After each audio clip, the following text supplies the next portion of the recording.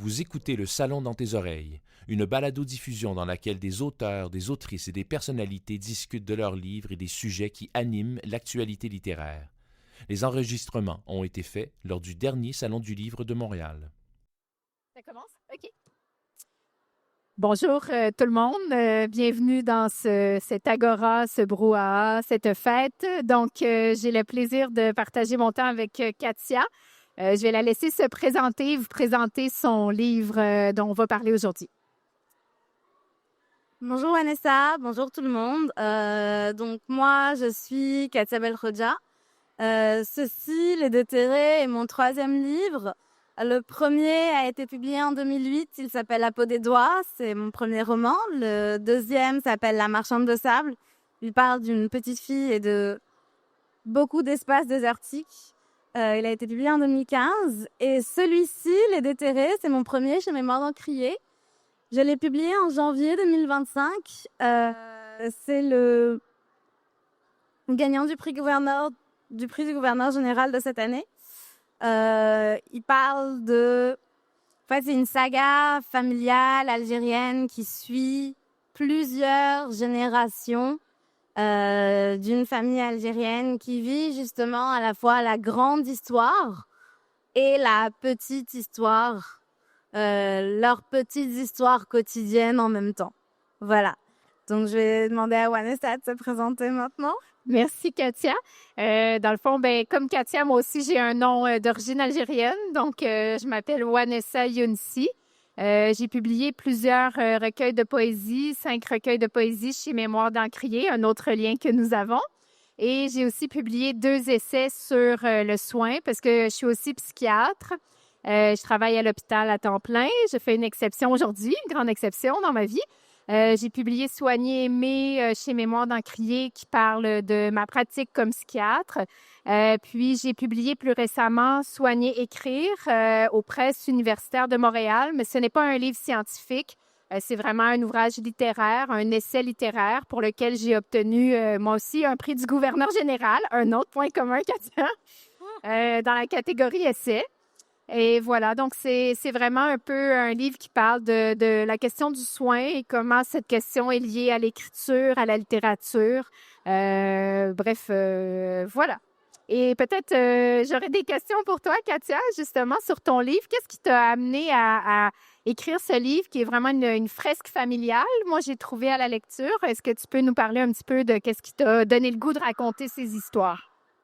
Oui, bien sûr. En fait, déjà... ce livre, il est arrivé à un moment dans ma vie où je pense j'avais besoin de m'embarquer dans une réelle entreprise de transmission.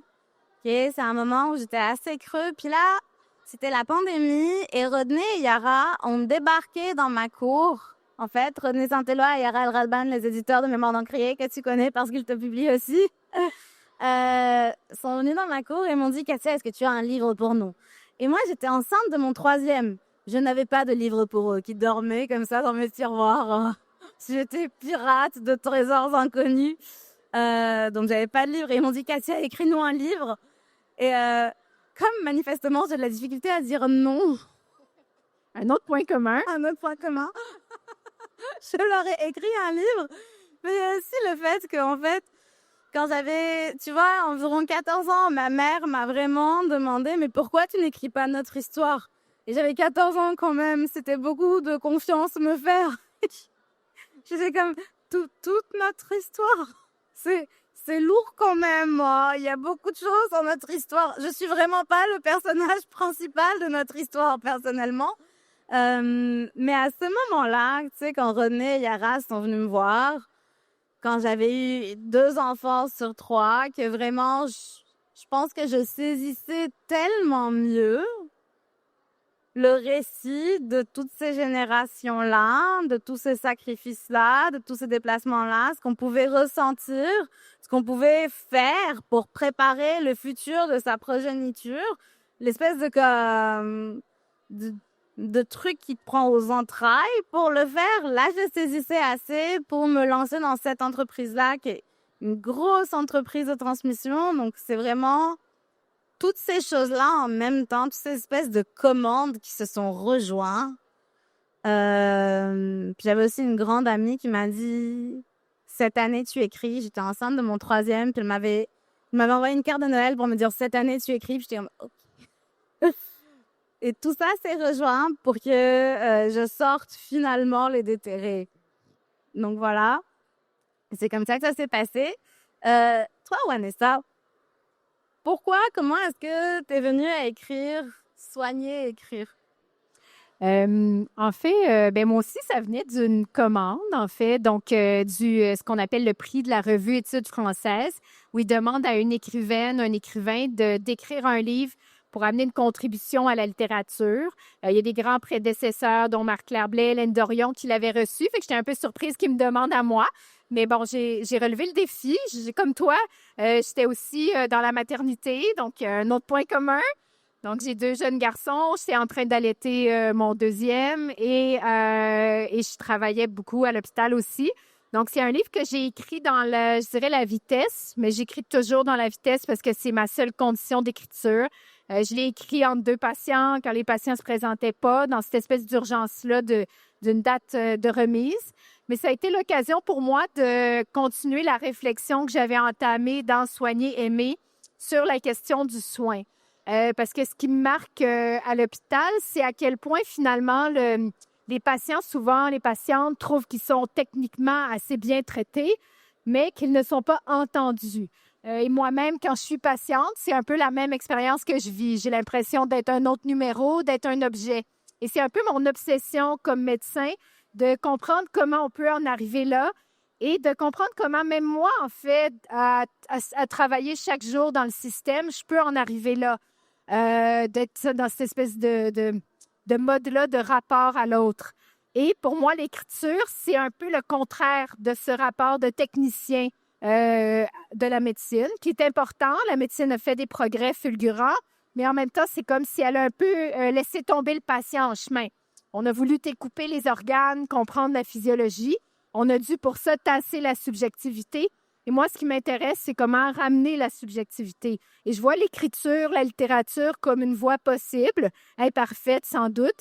Puis c'est un petit peu ce qui m'a motivée dans l'écriture du livre, où je me mets en scène, bien sûr, comme médecin, comme enseignante, parce que je suis aussi professeure à l'Université de Montréal, mais aussi comme patiente et comme soignante. Parce qu'en fait, on est tous et toutes aussi des soignants. C'est un peu ce que je mets aussi en scène dans le livre. J'ai voulu faire une forme hybride, donc il y avait un côté narratif, un côté aussi poétique, parce que c'est quand même ma pratique principale, puis un côté de réflexion. Donc, c'est vraiment une forme que j'ai voulu hybride. Puis peut-être je te relance la question aussi dans ton œuvre. Moi, ce qui m'a marqué, c'est évidemment la question de la transmission, la question des générations aussi, les multiples personnages, puis une écriture qui est aussi du fragment quand même, donc c'est pas des longs chapitres, c'est souvent des portraits, des scènes. Comment tu vois le procédé d'écriture pour comme mettre en scène tous ces personnages-là dans leur multiplicité, dans leur polyphonie, dans l'écriture? Écoute, moi, je pense que la réponse est dans ton premier titre. Enfin, pas ton premier titre, mais tu sais, comment tu as un livre qui s'appelle Soigner, aimer. Je pense que le plus important pour moi, c'est de traiter la multiplicité de ces personnages-là, principalement avec amour. Parce que je suis beaucoup dans la pratique du fragment aussi, c'est-à-dire que c'est beaucoup de moments intercalés. Les déterrés, c'est des moments intercalés des vies de chaque personnage, mais aussi de personnages historiques. D'abord, d'un point de vue plus philosophique, si tu veux, je pense que ces moments-là se répondent. Je pense que le passé répond au présent répond à l'avenir et l'avenir répond au passé. Tout ça se mélange et s'influence. Déjà, la pratique du fragment, je pense que c'est vraiment aussi une pratique d'écriture très maternelle, quelque part. Parce qu'on écrit toujours entre 2 urgences. Toi encore plus parce que tu es psychiatre, évidemment. Là, je n'ai pas cette prétention, mais on écrit toujours entre 2 urgences de soins, entre des moments où c'est la vie qui a besoin de nous plutôt que l'écriture. Et quand la vie a besoin de nous, il faut répondre. Hein? Alors que quand l'écriture a besoin de nous, on peut la mettre sur pause en général. Donc, cette pratique du fragment, j'ai l'impression que elle vient rendre compte à la fois de l'amour des personnages et aussi de l'amour de la vie. Tu comprends ce que je veux dire, de la vie réelle, dont tu parles beaucoup dans ton livre aussi d'ailleurs. Et d'ailleurs, qu'est-ce que je voulais te demander? Parce que je trouve ça super intéressant, la façon dont tu parles de la littérature qui informe ta pratique de psychiatre, comment la littérature et l'écriture te permettent de rester une personne en quelque sorte, c'est un peu ce que tu dis. Oui, ouais. De rester une patiente, de rester dans ta propre fragilité.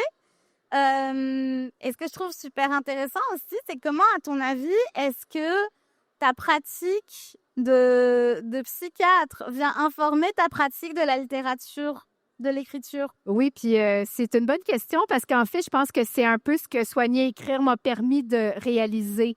C'est comme si avant, je voyais bien à quel point la littérature me formait comme soignante, mais je pense que je voyais pas à quel point la psychiatrie me formait comme écrivaine. Et aujourd'hui, je dois reconnaître ça à la psychiatrie. J'aime pas beaucoup reconnaître des choses à la psychiatrie, j'en suis plutôt critique, mais je crois qu'elle m'amène des doses importantes de réel. Je pense que pour moi, c'est une grande leçon d'humilité chaque jour aussi, parce qu'il y a un peu l'humilité de l'écriture qui ne change pas le monde, en tout cas peut-être pas beaucoup, un petit peu on espère, mais l'humilité aussi de la psychiatrie, que finalement on fait de notre mieux, mais on ne sauve pas nécessairement tout le monde. Et je pense que ça m'amène cette humilité-là. Puis aussi, le rapport au réel, à la maladie, à la mort, au suicide que je vis au quotidien. J'ai l'impression que ça me permet d'avoir une certaine fonction de rapporteuse ou de témoin. Puis c'est comme si j'étais journaliste, mais moi, je suis toujours sur le même terrain. Je suis toujours sur le terrain de la psychiatrie. Donc, c'est sûr que je pense que ça permet de rendre l'écriture, de l'amener dans le réel. Moi, c'est ce qui m'intéresse, c'est l'écriture du réel. Puis en même temps, comme je dis toujours, je suis un peu une écrivaine de fiction malgré moi. Parce que je ne peux pas dire tout ce que je vois. Fait que souvent, j'invente. Puis en fait, pour reprendre une citation que j'ai dans Soigner et écrire, j'invente ce qui est. Hein? C'est-à-dire que c'est des choses que j'ai vues, mais je les transfigure, je les transforme. Et c'est un peu ça la littérature aussi, une transposition. Et ce qui m'amène un peu aussi à te questionner par rapport à ça, parce que moi, je l'ai lu, évidemment, c'est classé comme roman, mais en fait, je l'ai lu comme l'histoire de ta famille. Puis bon, c'est toute la question, est-ce que c'est vrai, pas vrai? À la limite, c'est une fausse question, mais je trouvais qu'on sentait beaucoup cet amour que tu portes à tes personnages. Puis j'ai senti que c'était peut-être des personnes aussi réelles de ton histoire. Puis ce que je trouvais magnifique, c'est à quel point tu parlais à la fois des premières, des deuxièmes générations. Donc, je pouvais m'y retrouver, moi, comme enfant d'un père algérien, avec des enjeux similaires à certains égards, différents à d'autres, mais que tu liais ça à toute l'histoire familiale. Donc, pour montrer à quel point la deuxième génération ne se pense pas en dehors de la première et de son sacrifice, finalement, que tu décris très bien. Mais peut-être j'aimerais t'entendre sur tous ces personnages très foisonnants de ton histoire. Et aussi, je trouvais que tu n'en choisis pas seulement un.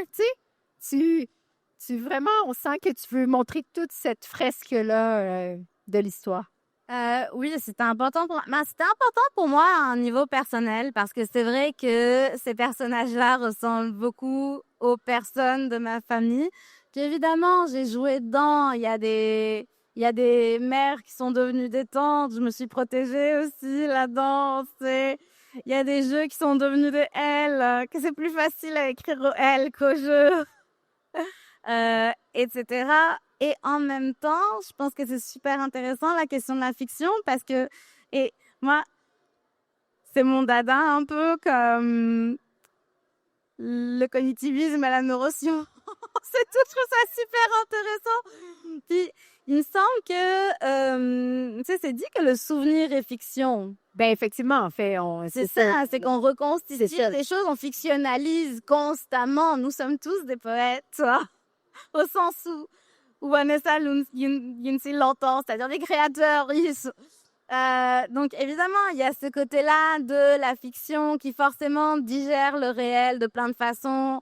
La fiction à laquelle je fais digérer le réel. Mais c'était important pour moi de rendre compte de tous les personnages parce que souvent, on a les mêmes personnages qui reviennent, surtout dans ce qu'on appelle les romans historiques. Parce que je considère que c'est pas vraiment un roman historique là, mais dans les romans qui parlent d'histoire, on a souvent des personnages qui reviennent, souvent des grands noms, ça m'intéressait pas. On a souvent des histoires masculines aussi. C'était important pour moi de parler de mon grand-père et de comment mon grand-père a pu s'engager à l'extérieur. Tu sais, mon grand-père a donné de l'argent pour la Révolution, par exemple, la guerre d'indépendance de 54-62. Mon grand-père a fait la Deuxième Guerre mondiale. Tu sais, mon grand-père est sorti. Mais en même temps, mon arrière-grand-mère, qui était la mère de mon grand-père et qui inventait de longs poèmes, parlait sans savoir écrire, en épluchant les légumes pour sa soupe. C'était un personnage tellement important pour moi à traduire en fiction parce que l'histoire, c'est l'histoire de l'extérieur, mais c'est aussi l'histoire de l'intérieur. C'est l'histoire de ce qui a parlé, mais c'est aussi l'histoire de ce qui s'est tu, de ce qui a été tu. Et je voulais en rendre compte parce que je voulais absolument que tout ça retrouve la lumière. C'est pour ça que le titre, peut-être un peu glauque, Les Déterrés. Poétique, mais je voulais absolument déterrer et déraciner tout ça pour que ça se retrouve en pleine lumière parce que j'ai l'impression aussi que tout ça c'est très personnel, mais il faut déterrer les choses et éliminer les choses pour éventuellement peut-être penser, c'est un verbe que t'aimes pas, mais guérir. Je sais qu'on guérit pas vraiment. On est fait. C'est vraiment un processus constant. Donc, il y a vraiment, je pense, cette idée-là. Et tu vois, c'est intéressant que tu parles de transmission parce que moi, il y a une figure que je trouve super importante d'enseigner et écrire. C'est une figure que déjà, j'étais tellement ravie de la retrouver parce que quand tu avais été écrivaine en résidence au Mobius, tu en avais beaucoup parlé aussi. Moi, j'avais lu les textes sur Christiane à ce moment-là. Et justement, je voulais savoir si tu voulais nous parler de Christiane parce que c'est une figure que je trouve extraordinaire. Et je pense que non seulement elle te forme en tant que psychiatre, mais elle te forme en tant qu'enseignante, aussi en tant que transmetteur toi-même. Donc voilà, je vais t'entendre sur Christiane. Oui. Juste mettre en contexte, c'est ça, Christiane, donc, qui est un des personnages du livre. En fait, Christiane, c'est une psychiatre qui travaille encore. Elle est actuellement à l'hôpital. Elle a presque 80 ans. Et c'est ma mentor, dans le sens que c'est quelqu'un qui m'a formée, puis qui m'a montré que finalement, on pouvait être créative en psychiatrie. Et ça, on ne me l'a pas beaucoup enseigné, mais elle le montrait par l'exemple. Donc, c'est quelqu'un qui est un peu une poète en psychiatrie. Et c'était pour moi très stimulant pour l'étudiante que j'étais de voir que c'était possible. Et je pense que ça m'a aidé à rallier justement ces deux identités de l'écriture et de la pratique médicale. Christiane est une psychiatre qui est spécialisée en troubles de la personnalité limite. Et dans le trouble de personnalité limite, on dit souvent qu'il faut avoir une attitude irrévérencieuse. Et donc, Christiane est très irrévérencieuse. J'ai jamais vu quelqu'un comme ça. Je dis tout le temps que comme psychiatre, je classe le monde en deux catégories. Il y a Christiane et il y a les autres. Et c'est un petit peu ce que je voulais montrer dans le livre en la mettant en scène. Et je me suis quand même beaucoup inspirée de tout ce qui est la narrative, vraiment des stratégies un peu narratives, donc de la mettre en scène, parce que je l'ai vu évidemment exercer la psychiatrie. Puis c'était une façon de lui rendre hommage. Il y a plein de personnes comme ça qui restent dans l'ombre. Puis c'est un peu ce que j'ai voulu faire dans le livre à travers le personnage de Christiane, qui, pour moi, est quelqu'un que j'aime. Je pense que tu as raison qu'il faut aimer nos personnages. C'est quelqu'un qui, en fait, est déjà un personnage. Tu sais, il y a des gens comme ça que tu croises, tu dis, ben elle est un personnage. Et moi, je me souviens, je l'avais appelée, j'ai dit, j'aimerais ça t'utiliser dans un livre, te raconter. Est-ce que tu acceptes? Elle disait oui. J'ai dit, puis après ça, je dis, ben, tu sais, si tu meurs, est-ce que je peux quand même? Oui. Fait que là, j'étais comme super contente. Puis là, à la fin, elle me dit, mais attends un petit peu. J'accepte, mais à une condition. Là, je suis comme, non, tu sais, elle va vouloir tout relire ce que j'écris. Elle dit, Wanessa, il faut que tu t'amuses. Et j'ai vraiment pris ça au sérieux. Donc, j'ai aussi écrit ce livre-là dans la joie, dans le plaisir. Et des fois, on voit l'écriture comme quelque chose de tourmenté, difficile, mais c'est pas mon rapport à l'écriture. J'ai voulu avoir du plaisir parce que j'ai voulu suivre la prescription de Christiane. Et je pense que j'y suis parvenue. L'autre chose qui est importante pour moi, c'est donc de montrer des gens qu'on voit moins. Aussi, de montrer des gens qui, justement, n'ont pas peut-être la première place dans les récits. Je pense à des patients, patientes que je mets en scène qui sont totalement transfigurés, mais des gens qui ont vieilli dans la maladie, dans l'Alzheimer, qui ont... Donc, pour moi, c'est important que ces morts-là existent encore. Je pense qu'il y avait un peu ce fantasme-là de transcender un peu notre finitude aussi.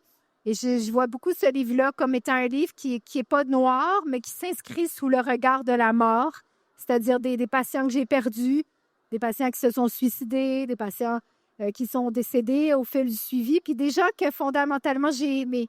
Et je pense que peut-être c'est aussi un point commun dans les livres, qui sont évidemment différents, mais ce rapport à des gens qu'on aime et qu'on a aimés et qu'on voulait un peu sortir de l'ombre de leur mort aussi à quelque part. Puis je trouve que ce qui est très beau aussi que tu as amené un petit peu dans ce que tu as dit, c'est la question des femmes. Hein? Parce que, bon, moi, Christiane, c'est vraiment aussi une psychiatre femme, une des premières psychiatres femmes. Puis toi, c'est beaucoup les femmes de ta famille. Il y a certains hommes, mais on sent qu'il y a ce souci de montrer des femmes, des mères, dans leur rapport aussi à la maternité. Et puis j'aimerais peut-être t'entendre là-dessus aussi, comme pourquoi toutes ces figures de femmes, c'est des gens qu'on a moins vus dans la grande histoire, évidemment. Est-ce qu'il y a d'autres motifs qui t'ont amené à aller vers ces femmes-là? Honnêtement, déjà, je pense que je suis portée naturellement, sans même y réfléchir vraiment, à écrire des histoires de femmes. Mais en même temps, ce serait faux de prétendre que j'ai pas pensé du tout, parce qu'il y a des femmes que je ressors de l'histoire parce qu'on n'en a pas assez parlé. Cecilia Payne, par exemple, qui a déterminé la matière des étoiles. Des femmes comme... bref, plusieurs figures historiques. Et en fait, c'est important pour moi parce que le passé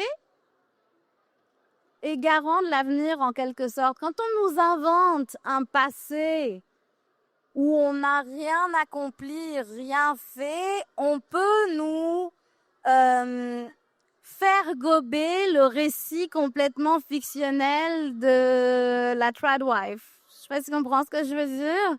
C'est-à-dire que juste d'un point de vue du récit, nous inventer un passé de cadavre, c'est nous faire accepter un présent et un futur de cadavre. Et à partir de là, je trouve qu'il est urgent de remettre les pendules à l'heure et de dire non, nous n'avons jamais été des cadavres. Et jusqu'à un certain point, c'est très dark tout ça, je m'excuse. On est rentré dans la mort là, à pieds joints toutes les deux. Mais jusqu'à un certain point, nous inventer ce passé-là, c'est vouloir se disculper facilement de nos assassinats. Et jusqu'à un certain point, je pense que justement, il faut dire aux filles qui existent aujourd'hui, ce passé-là n'existe pas. Nous n'avons pas un passé de morte, nous avons un passé de vivante. Nous avons un passé de créatrice. Nous avons un passé de scientifique. Nous avons un passé de femmes qui ont marqué, qui ont fait, qui ont créé l'histoire. Et vous écrirez l'histoire aussi. Donc, je pense que ça vient rejoindre la question de la transmission. C'était super important pour moi de faire ça. En même temps, j'avais oublié, tu disais plein de trucs que je trouvais intéressants. J'avais envie de te reprendre sur ça, sur ton livre. Tu m'as complètement fait bifurquer là. Mais ce que je voulais dire aussi, c'est parce qu'en effet, il y a la mort dans soigner et écrire, puis il y a cette espèce de façon dont tu le dis, se tenir au bout de la terre et regarder la mort, et être avec ceux, tenir la main de ceux qui sont au bout de la terre et qui la regardent. Mais en même temps, c'est tellement concret, c'est tellement... les récits sont tellement concrets, les personnages sont tellement palpables. On a envie de les prendre dans nos bras et de leur faire un câlin, honnêtement. Moi, j'ai Écoute, honnêtement, je t'en ai un petit peu voulu parce qu'il fallait que je le lise en une semaine pour le truc. J'ai braillé ma vie. Parce que je ne suis pas formée en psychiatrie, je suis pas prête à voir des suicides comme mot de base, ok? Mais en même temps, j'ai tellement rigolé d'en soigner, écrire. J'étais là, j'ai fait l'air complètement partie. Je riais à une page, je pleurais à une page. Marie était comme, arrête, tu te fais du mal. Donc, je voulais dire quand même, je voulais rendre hommage à ce livre parce que c'est vraiment un grand livre, en fait. Je suis vraiment contente de l'avoir lu. Écoute, c'est érudit, mais c'est tellement accessible en même temps. Là. Je vais quand même dire que c'est vraiment du récit et de la poésie en même temps que de l'essai. Je voulais juste te dire merci, en fait, ça. Mais merci à toi, Katia. Puis moi, je dois dire aussi que j'ai adoré le livre de Katia. Puis je vais te faire une confidence. Pour moi, c'était un peu trouver une famille que j'ai pas connue. Hein? C'est-à-dire que moi, mon père est algérien. Donc, les deux, je pense qu'on parle pas arabe, de ce que j'ai compris. Mais donc, pour plein de raisons, moi, je n'ai pas connu mon histoire familiale en Algérie. Puis c'est comme si tu me la redonnais. Puis c'était émouvant pour moi de voir que ces familles-là, en fait, ma famille que je sais qui existe, que j'ai jamais rencontrée, puis j'avais l'impression de la rencontrer un peu à travers ton récit. Et je trouvais que ça nous ouvrait la porte sur l'Algérie, puis aussi sur le parcours des immigrants, comme mon père, comme ta famille, comme toi. Donc vraiment, merci, Katia. Je sais pas, je pense qu'on est déjà avancé dans le temps. Je sais pas si on peut lire un extrait ou c'est... Ouais, excellent. Vas-y, extrait? Ouais, extrait. C'est moi, j'ai caché. Ouais? Attends. OK, je vais lire un extrait qui parle de transmission, justement. On ne lave jamais une théière. C'est un avertissement. C'est la première chose que je dis quand je montre à quelqu'un comment faire le thé. Je ne sais pas faire la galette comme ma grand-mère, mais le thé, je connais. Le thé n'est pas un thé parmi tant d'autres, c'est le thé à la menthe. Il faut commencer par avoir la bonne menthe. Pas la menthe dentifrice, il faut en mettre une tonne métrique dans la théière de cuivre, en plus du thé gunpowder rincé avec 1 litre d'eau bouillante. Donc il faut faire bouillir de l'eau pour rincer le thé et pour faire le thé. Le luxe du luxe quand on manque d'eau.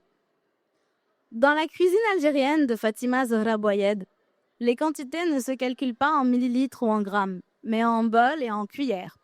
Le tout dépend des bols et des cuillères de chaque maison, c'est cauchemardesque. On ne peut rien suivre sans téléphoner à plusieurs tantes, mères, grand-mères différentes. À croire que Bouayed a fait exprès pour nous accrocher les unes aux autres. Pour que toutes nos rages de fulful, de mchouek, nos envies de célébration tranquille, nos réjouissances quand un enfant sort vivant, qu'il faut faire griller de la semoule pour la tamina, que tout dépende de celle qui nous précède. Ma tante et ma mère m'ont appris beaucoup de choses et parfois, je le désapprends. Mais jamais, je le jure, je n'ai lavé une théière. Merci.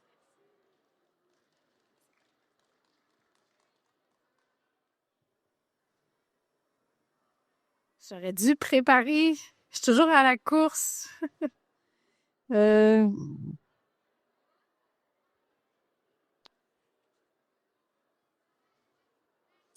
Alors, c'est Christiane, justement, puis c'est un patient à qui on voulait donner congé de l'hôpital. Voilà. On vous a observé sur l'unité. Vous n'êtes pas en dépression, ni en manie, ni en psychose. Vous êtes en colère et vous avez le droit, mais on n'a pas de pilule contre la rage. Par contre, on peut vous offrir de la thérapie pour cela en externe. Si ça vous intéresse, vous pouvez me retrouver mardi prochain à 10h. Le patient, à la perspective de son congé, a repris ses menaces suicidaires. Si c'est ce que vous voulez, je ne vais pas me jeter avec vous dans la rivière. Moi, je vous tends la main, vous la prenez ou pas. Et ma colère, vous ne pouvez pas me l'enlever? Oui, en vous assommant avec un bat de baseball. Laissez planer un silence, mais mon code de déontologie me l'interdit. La famille a pouffé de rire, le patient s'est retenu quelques secondes, puis il s'est esclaffé malgré lui. Il a quitté l'hôpital, s'est présenté le mardi à 10h et sa colère est devenue un mot.